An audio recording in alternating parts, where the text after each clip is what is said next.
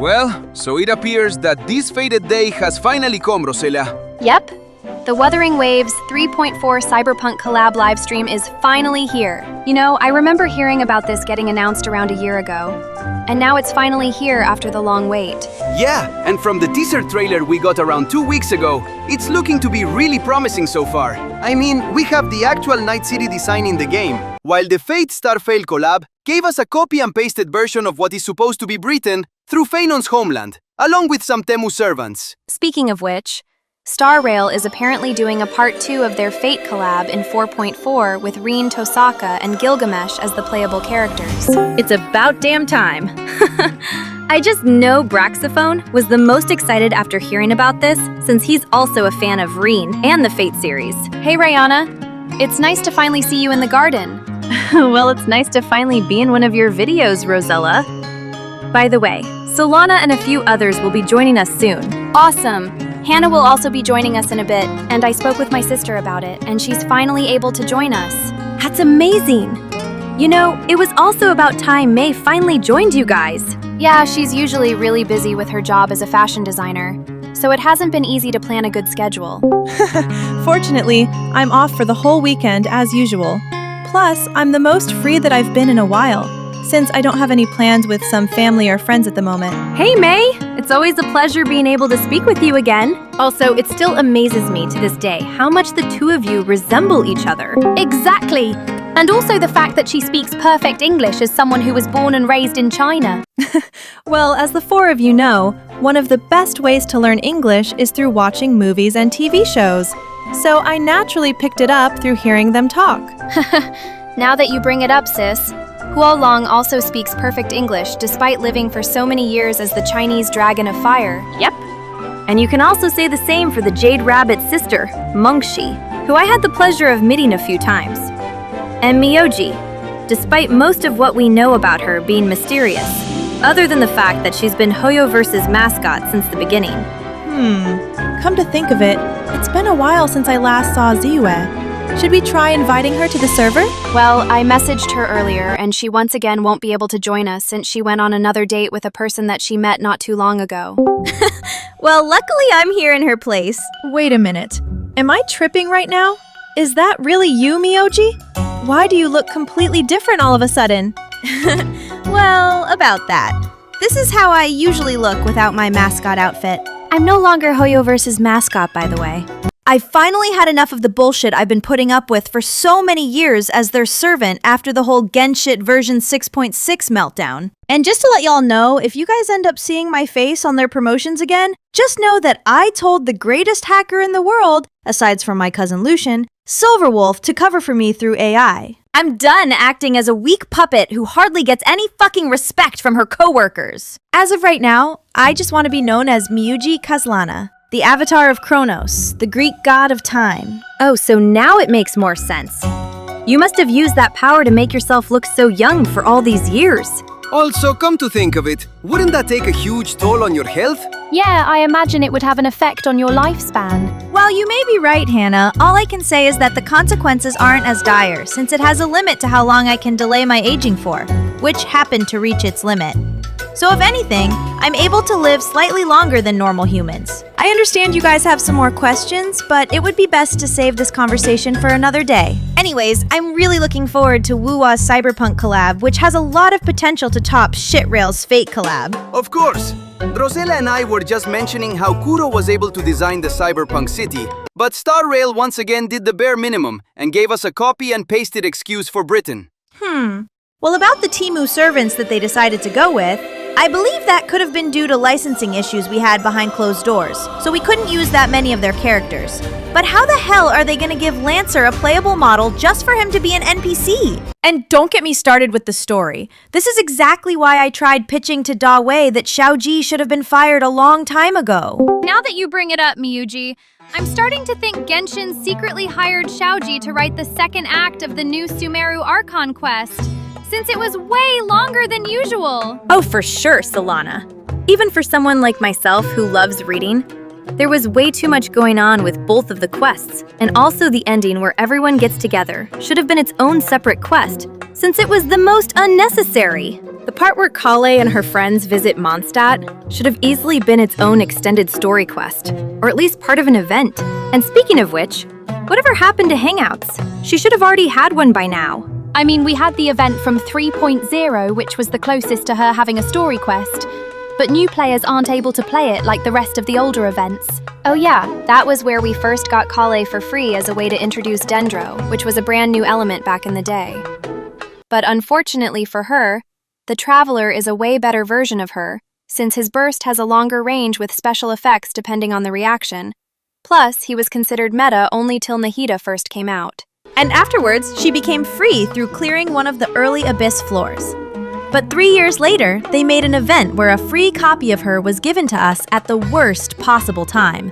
Since majority of veteran players either have max constellations already, plus she isn't as useful since there are so many better Dendro options nowadays. I tried telling Da Wei and the dev team that this could have easily been a free 4-star selector, since they actually have a couple usable options like Layla, who can be decent if you don't have Citlali, and by the way, had a main role for the event story, and Faruzan, who's still used in Xiao and Wanderer teams for those that still use them. But unfortunately, as a wise Kurobot once said, they prefer to give out free garbage. Oh, and now that we're on that topic, we haven't had a 4-star for Star Rail in so long, to the point where I now have max constellations for all of them. Yeah, it's the same for all of us as well.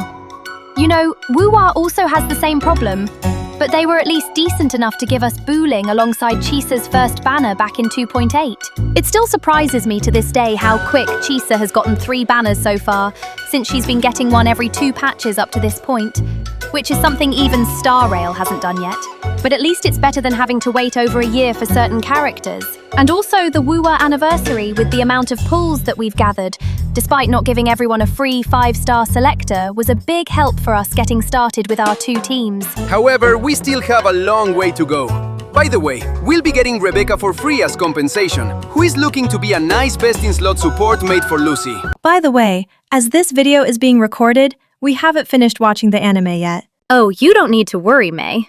We've only made it to the 4th episode so far. All I can say for now, for anyone else that hasn't watched it, is that it's more wild than what you would expect from a typical anime. I know, right? It's something you're really gonna have to see for yourself. By the way, Fulin won't be able to make it since he recently caught a cold. Damn. Well, that has to suck. Hopefully he gets better soon. Luckily, I was able to take his spot. Sorry again I haven't been able to join your recent sessions, Rosella. As you all know by now, I've been really busy helping out at the gym lately. Plus, I became an instructor for the martial arts class. I was just about to ask Brandon if he would be down to join, but I noticed that we already have so many people in the call again. Yeah, good thing it's been peaceful lately thanks to Lucian's help. I don't think this Calvin guy and his minions would dare mess with you for the time being, after what you did to him nearly a year ago. While that may be true for the moment, May, we still need to be prepared since they can come back at us with a bigger game plan at any moment. But until then, we should get started with the special program now that everyone's here, which took a shorter amount of time than usual. Oh, for sure. I remember last session took around 15 minutes for everyone to arrive to the point where our editor had to split it into 2 separate videos. Hopefully that isn't the case for him this time. And also the session Hannah and I were in with you last year was even worse since it had to be split into 3 after Calvin and Robin invaded us, which fucked up everything. Right. They were also roasting us even though Calvin himself is just as roastable as an evil wish version of Xiao that someone accidentally made using AI. Now that you bring it up, Hannah, Corbin also reminds me of a bootlegged flea market version of the Flame Reaver, combined with Rass's vagabond outfit from Epic 7. I was just about to say the same thing. But we should now start up the live stream before we get sidetracked. 1 hour later. Wow! Despite the collab polls situation, this is looking to be an amazing patch. I agree. I noticed a lot of mixed reviews about it in the chat, but we'll have to wait and see how the finished product turns out. And just as you mentioned earlier, Shibalanke, Night City will actually be a playable area. Well, the simulated version of it to be exact, but still so much better than what Star Rail did for their Fate collab. Exactamente.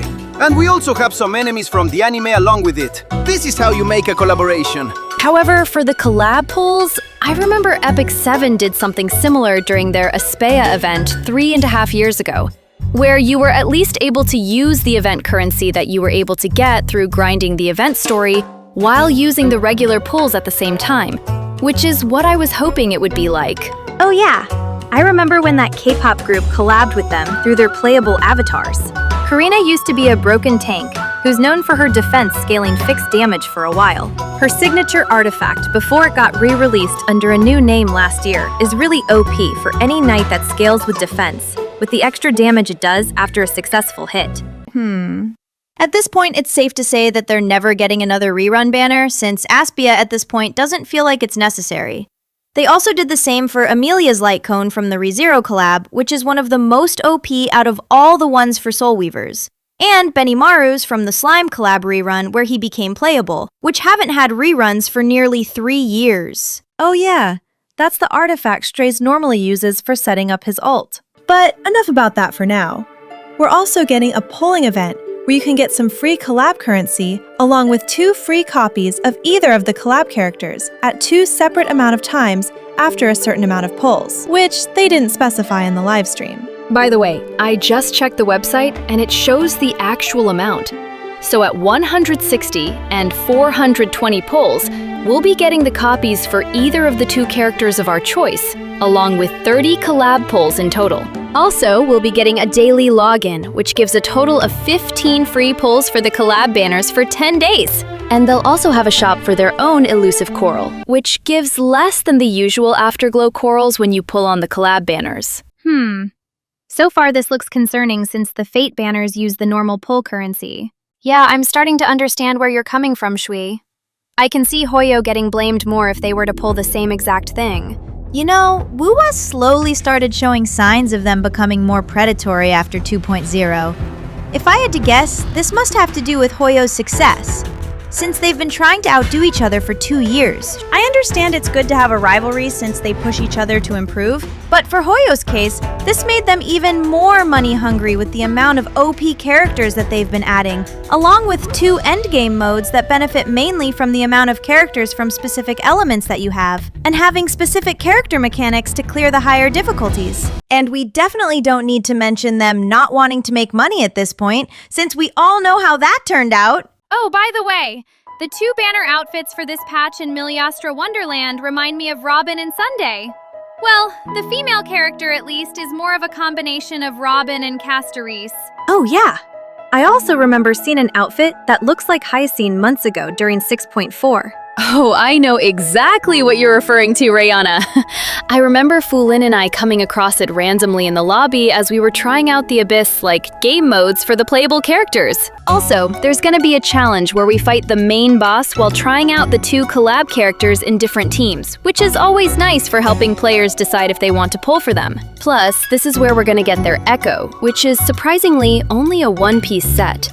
This means you can mix and match with other sets that you may have lying around. One build that comes to mind for Lucy is going for a 2-piece Spectro and Attack set. Rebecca will most likely do the same exact thing, since I believe there isn't a supportive set she can use that I can think of, other than Moonlit Clouds, to boost Lucy's attack. Yeah, this reminds me of the 3-piece sets that they started doing around 2.5, but easier to manage since all you would need is 2 other pieces from each of the sets. Now that you bring it up, Shibalanke, I put Chisa on the Rejuvenating Glow set over the one that was made for her, so everyone else can benefit from the attack buffs that it provides, since Thread of Severed Fate only benefits her damage. Yeah, I'm pretty sure we all did the same thing since none of us have Cardathea and her best in-slot support that she needs the most, from what I've heard. Speaking of which, she'll be getting her rerun around the second half of the patch, which will be shortened to 32 days. Man, the banners are all over the place since Lucila's long-awaited release will be on June 13th, which is 4 days after the beginning of the patch, and Carthethia's rerun starts on the 18th, which is around a week and a half later. For the quality of life changes, there will be a new weekly activities tab, which is for the simulated universe type game mode, and another new game mode called the Phantasma Dreamland Rhapsody that will be added to it. We'll also be getting the Character Ascension Planner that is in Star Rail and Genshin, where you can easily keep track of the amount of materials you need for them. If you farmed enough materials, you can level a talent all the way up to 10 with just 1 click, which saves a good amount of time. There's also preset loadouts for motorcycles, which I personally don't feel like that many people would care too much about. And we're also getting a tactical hologram version of the Nameless Explorer. As if Sigillum wasn't already challenging enough. I know exactly what you mean, Sarah, since it took me so long to clear him on the highest difficulty. These bosses really put Genshin to shame. I understand Ameth is more ideal since her echo, which is usually Sigillum, staggers him during the first phase. But I managed to have the most success with Hiyuki, who can freeze enemies, which is really helpful for buying a lot of time to stay alive. And speaking of Hiyuki, Lucilla is looking to be a promising best-in-slot sub-DPS for her, while having another playstyle which is based around echo skills, which on paper seems to also work as an alternative to Chiou-Yuen for those that don't have him for Sigrika, or most likely another future character. And finally, we have the 2 new accessories for Linné and Mornay, which I wouldn't recommend spending $5 on. Anyways, I'm thinking now would be a good time to end the video since it's getting pretty long, Rosella. Oh, you're right, Miyuji. I was just thinking the same thing. If you guys enjoyed today's session in the Garden of Roses, don't forget to like, share, and most importantly, subscribe for more of our content in the future. The Garden of Roses. That's a wonderful name you picked for the server, Rosella. Yeah, I'm glad to finally be a part of it. I'll be sure to have Foolin join us next time for it to feel more complete. Well, I appreciate all of you joining as usual. Especially you, May, since it makes me so happy that you finally had time to join us. I really enjoyed my time discussing with all of you. I'll be looking forward to our future sessions, sis. I'm also hoping to meet your boyfriend, as well as your other friends from Oakland. You know Shibalanke and Hannah. This time was actually a chill session. It feels so much better not getting interrupted. Yeah, it would be a shame if we encountered Isabella or Corbin this time around. Good thing we have Lucian holding things down for us. Yep, that's one of my amazing cousins for you. Anyways, for those of you who are still planning on saving for either of the current banners or waiting for the 3.4 banners, we're wishing you good luck with your pulls. However, for Star Rail, you're really gonna need it with how stacked the current banners are by the time this video goes up.